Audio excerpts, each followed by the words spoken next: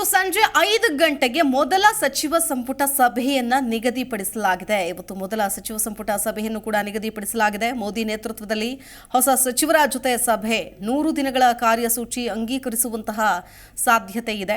ಸಭೆ ನಂತರ ಸಚಿವರಿಗೆ ಭೋಜನ ಕೂಟ ಕೂಡ ಆಯೋಜನೆ ಮಾಡಲಾಗಿದೆ. ನೋಡಿ, ಈ ಸಚಿವ ಸಂಪುಟದ ಸಭೆಯ ಹೈಲೈಟ್ಸ್ ಅನ್ನು ಕೂಡ ನಾವು ನೋಡ್ತಾ ಹೋಗಬೇಕಾಗತ್ತೆ. ಮೊದಲ ಸಚಿವ ಸಂಪುಟದ ಸಭೆ, ಎನ್ಡಿಎ ನಾಯಕರು ಇದರ ಭಾಗವಾಗಿರೋದು, ಪ್ರಮುಖ ಭಾಗವಾಗಿರೋದು ಕೂಡ ಇವತ್ತಿನ ಹೈಲೈಟ್ಸ್ ಅಂತ ಹೇಳ್ಬೋದು. ಮೋದಿ ಸರ್ಕಾರದ ಮೊದಲ ಸಚಿವ ಸಂಪುಟ ಸಭೆ ಇವತ್ತು ಸಂಜೆ 5 ಗಂಟೆಗೆ ನಡೆಯಲಿದೆ. ತದನಂತರದಲ್ಲಿ ಒಂದು ಔತಣಕೂಟವನ್ನು ಕೂಡ ಏರ್ಪಡಿಸಲಾಗಿದೆ ಅಂತ ಹೇಳಲಾಗ್ತಾ ಇದೆ. ಮೋದಿ ಸರ್ಕಾರದ ಕೇಂದ್ರ ಸಚಿವ ಸಂಪುಟ ಸಭೆ ಇವತ್ತು ಸಾಯಂಕಾಲ 5 ಗಂಟೆಗೆ ನಡೆಯಲಿದೆ. ಮೊದಲ ಸಂಪುಟ ಸಭೆಯಲ್ಲಿ ಈಗಾಗಲೇ ಬಿಜೆಪಿಯೇತರರಿಗೂ ಕೂಡ ಸ್ಥಾನ ದೊರಕಿರೋದ್ರಿಂದ ಒಂದಷ್ಟು ಚರ್ಚೆಗಳು ಕೂಡ ಇದೇ ಸಂದರ್ಭದಲ್ಲಿ ನಡೆಯುತ್ತೆ.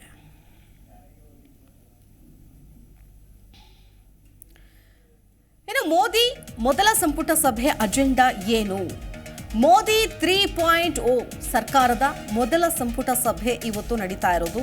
ಇವತ್ತು ಸಾಯಂಕಾಲ 5 ಗಂಟೆಗೆ ನಿಗದಿಯಾಗಿದೆ ಈ ಸಂಪುಟ ಸಭೆ.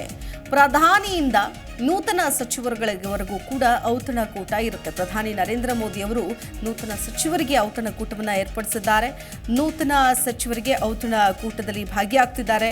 ಮಿತ್ರ ಪಕ್ಷಗಳಿಂದ ನಿರ್ದಿಷ್ಟ ಖಾತೆಗೆ ಡಿಮ್ಯಾಂಡ್ ಇಡುವಂತಹ ಸಾಧ್ಯತೆ ಇದೆ ಇದೇ ಸಚಿವ ಸಂಪುಟ ಸಭೆಯಲ್ಲಿ.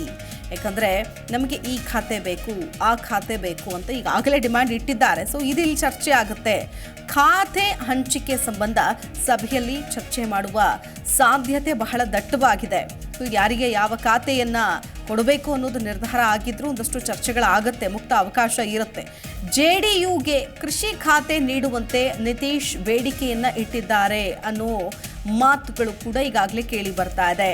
ಅದರ ಜೊತೆಗೆ ಎಲ್ರಿಗೂ ಗೊತ್ತಿರೋ ರೀತಿಯಾಗಿ HD ಕುಮಾರಸ್ವಾಮಿ ಅವರು ಕೂಡ ಕೃಷಿ ಖಾತೆಗೆ ಪಟ್ಟು ಹಿಡಿದಿದ್ದಾರೆ ಅನ್ನೋ ಮಾಹಿತಿ ಇದೆ. ಹಾಗಾಗಿ ಕೃಷಿ ಖಾತೆ ಮೇಲೆ ಬಹಳಷ್ಟು ಈ ಪ್ರಾದೇಶಿಕ ಪಕ್ಷಗಳ ಒಂದು ಕಣ್ಣಿದೆ ಅನ್ನೋದು. ಮಹತ್ವದ ಖಾತೆಗಳನ್ನು ಕೇಳಿದ್ದಾರೆ ಚಂದ್ರಬಾಬು ನಾಯ್ಡು ಕೂಡ. ಸೊ ಅವರು ಒಂದಷ್ಟು ಇಂಪಾರ್ಟೆಂಟ್ ಖಾತೆಗಳೇನಿದೆ ಅದು ನಮಗೆ ಬೇಕು, ಅತಿ ಹೆಚ್ಚು ಸೀಟ್ ಇರೋದ್ರಿಂದ ಅಂತ.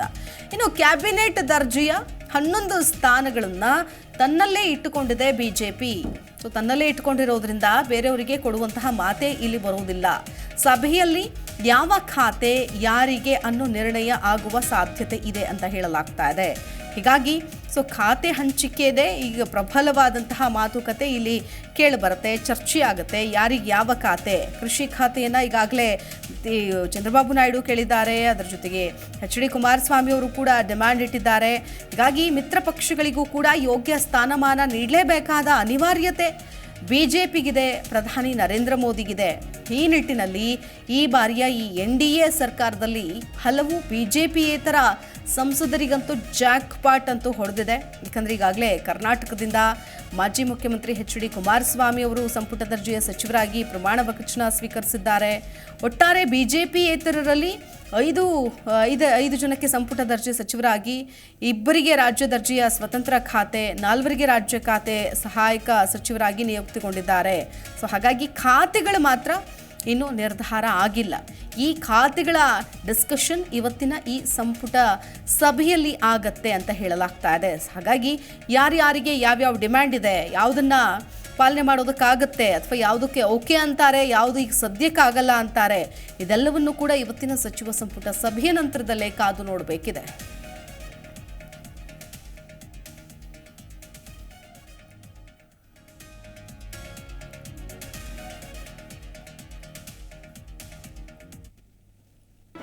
ಜಿ ಕನ್ನಡ ನ್ಯೂಸ್ ಈಗ ನಿಮ್ಮ ಮನೆಯಲ್ಲೇ ನೋಡಿ.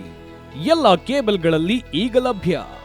ಸನ್ direct 292, Jio TV 1334, U digital 162, city cable 51, GTPL 17, Abhishek cables 821, Rockline telecommunication 51, Shri Basaveshwara number 60, Vinayaka digital number 53, in digital number 896ರಲ್ಲಿ.